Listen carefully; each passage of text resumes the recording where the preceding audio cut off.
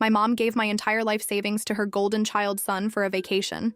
Now she's losing her house to pay me back. The white lace dress was hanging in my closet, a constant reminder of the day that was supposed to be the happiest of my life. I'm 26, and for the last 3 years, I've worked 60-hour weeks as a nurse, picking up every holiday shift and every messy overtime hour available. My fiancé Mark and I aren't flashy people.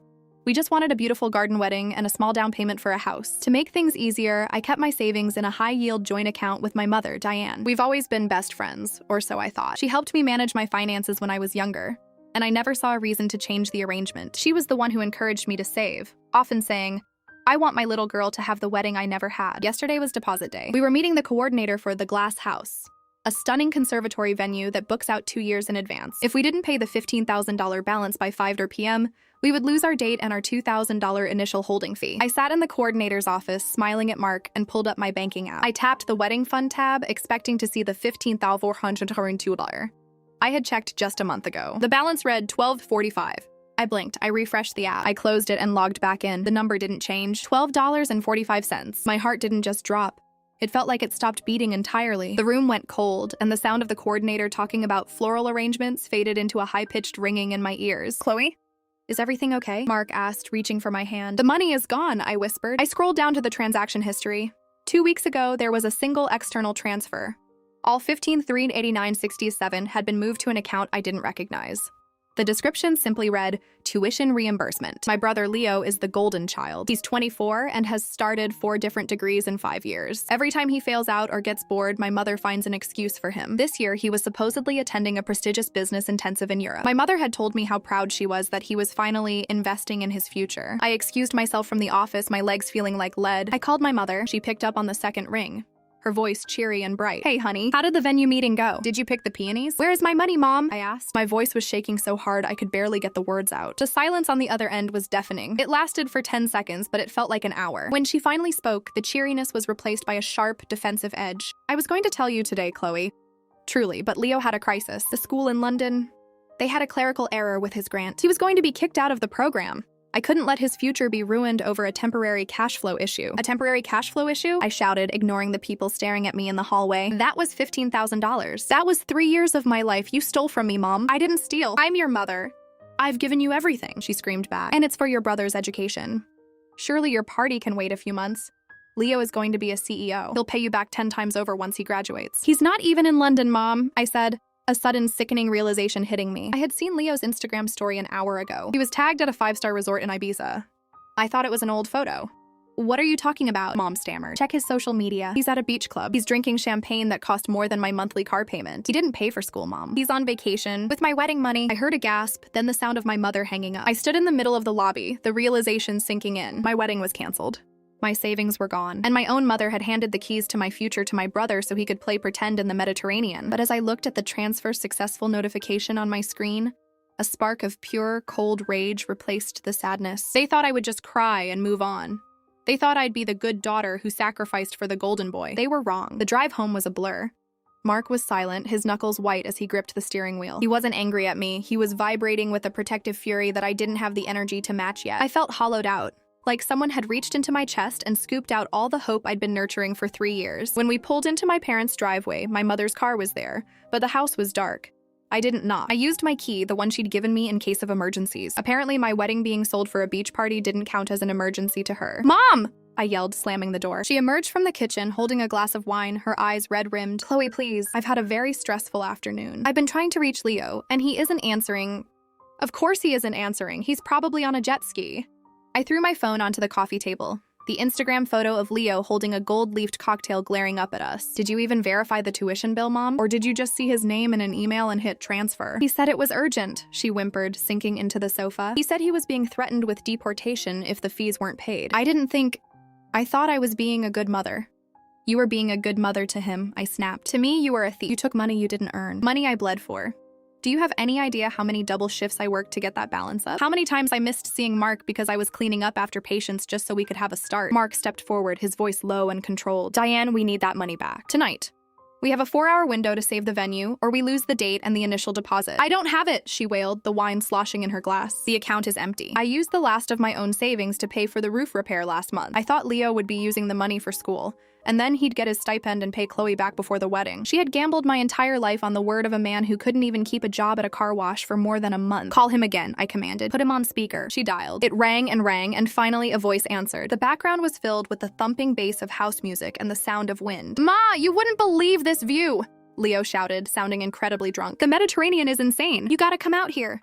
Leo, my mother said, her voice trembling. Leo, honey, did you pay the business school? There was a pause. The music didn't stop, but Leo's voice changed. The school thing? Yeah, there was a change of plans. The program was kind of a scam, Ma. I realized it wasn't worth the investment, so I decided to do some cultural networking out here. It's better for my brand. Cultural networking? I screamed, grabbing the phone from my mother. Leo, it's Chloe. You spent my wedding money. Every cent of it. You have 1 hour to transfer that money back, or I swear to God I am calling the police. Whoa, Chloe, relax, Leo chuckled. It's just money. Mom said it was a family fund. Besides, you're a nurse. You can just work a few more shifts. Don't be a buzzkill on my first night in Ibiza. It wasn't a family fund. It was my salary. Mom said it was fine, he said, his tone turning smug. She's the primary on the account, sis. It's legally her money to give. Anyway, the signal is crap here. Love you, Ma. The line went dead. I looked at my mother. She wouldn't meet my eyes. She just stared at her wine. He's right, Chloe, she whispered. Technically, because my name is on the account as the primary, it wasn't stealing. It was a gift. The betrayal hit me like a physical blow. She wasn't just defending him. She was already building a legal defense for herself. She had planned this. She knew that by keeping her name on the account, she held the power. She had lured me into a sense of security just to use me as Leo's personal ATM. Mark, let's go, I said, my voice dangerously quiet. Where are we going? He asked. To the police station. And then to a lawyer. Chloe, wait, my mother cried, jumping up. You can't report your own brother. You'll ruin his life.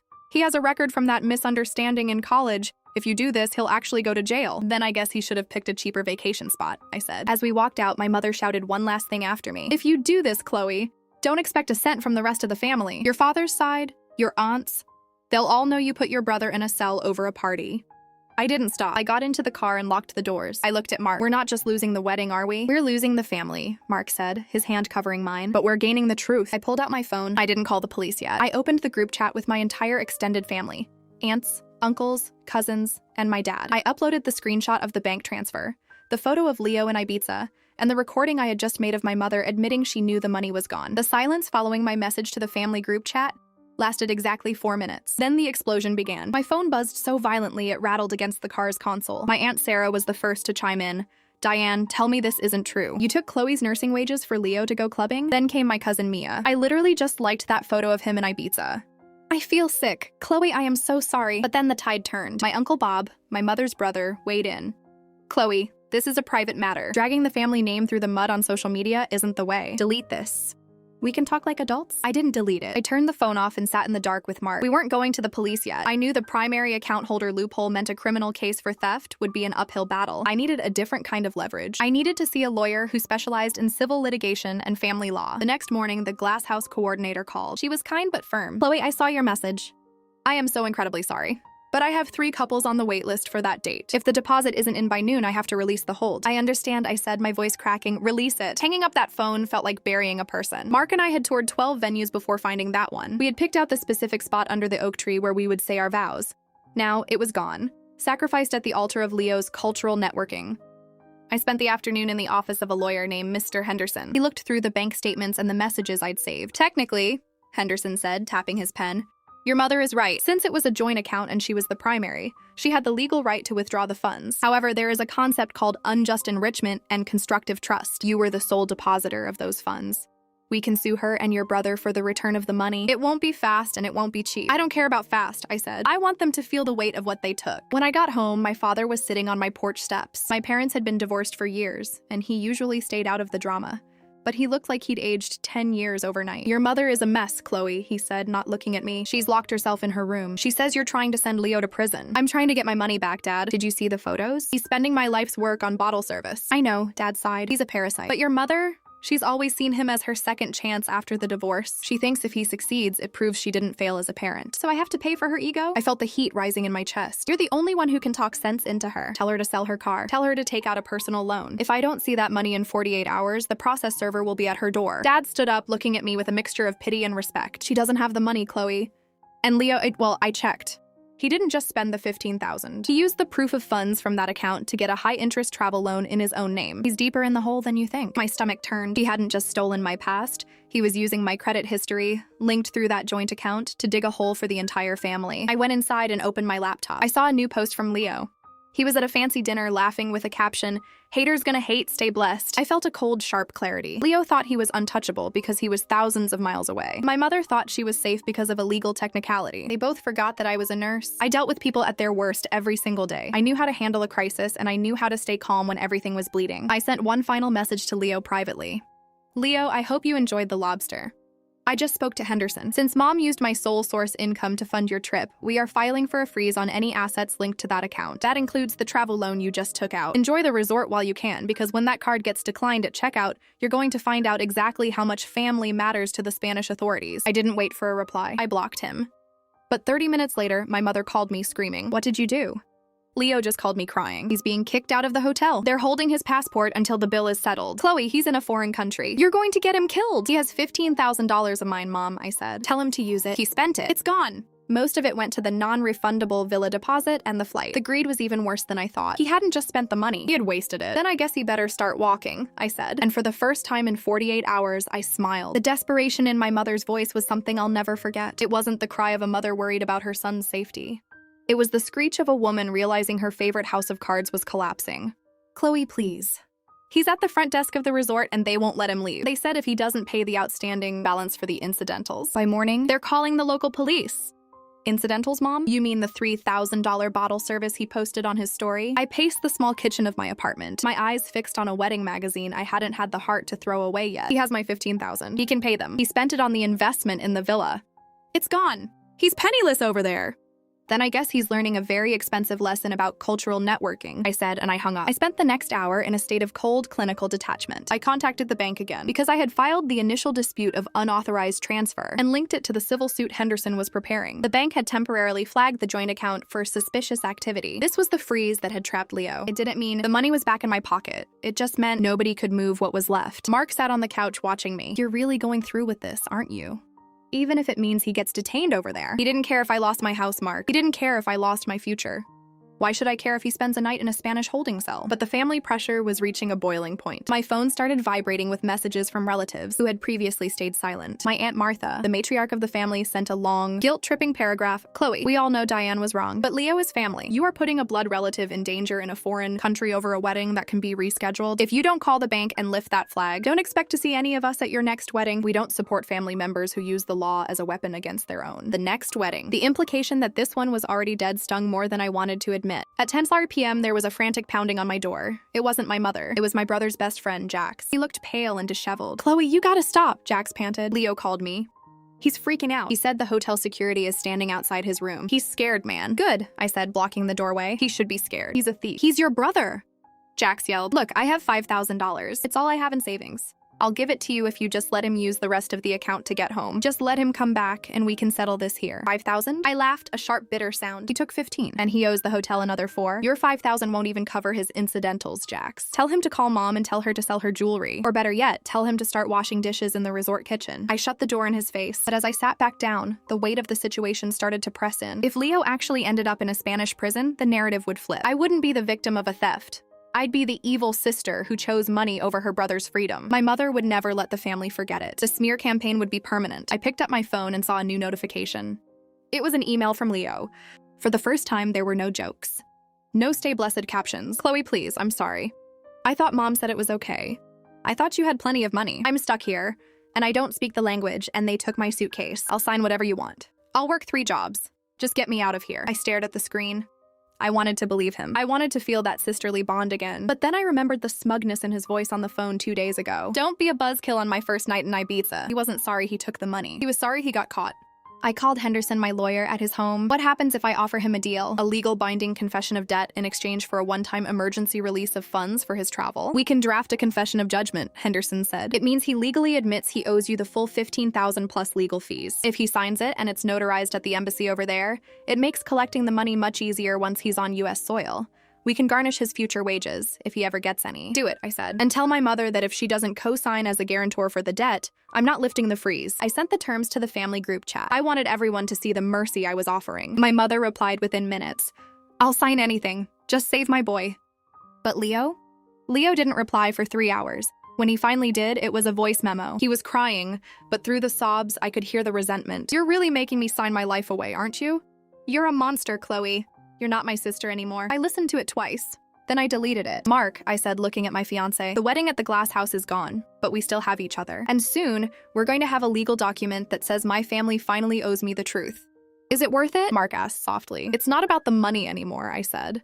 "It's about making sure they can never do this to me again." But as I prepared to send the paperwork to the embassy, I got a text from an unknown number. It was a photo of my mother sitting in her living room, surrounded by empty boxes. She was packing. The text read, "She's selling the house to pay for his legal fees and the debt. You've made your own mother homeless, Chloe. Hope you're happy with your justice." The photo of my mother sitting among those cardboard boxes stayed burned into my retinas. She was selling the house I grew up in, the one with the height markers on the kitchen doorframe and the garden where I dreamed of having my wedding photos. The guilt tried to claw its way into my throat, but then I remembered. She wasn't selling the house for me. She was selling it to shield Leo from the consequences of stealing from her own daughter. I didn't reply to the anonymous text. I didn't call her to apologize. Instead, I focused on the legal paperwork. Leo signed the confession of judgment at the embassy in Madrid. He had no choice. The alternative was a Spanish jail cell and a criminal record that would follow him forever. 2 days later, he was on a flight back to the States.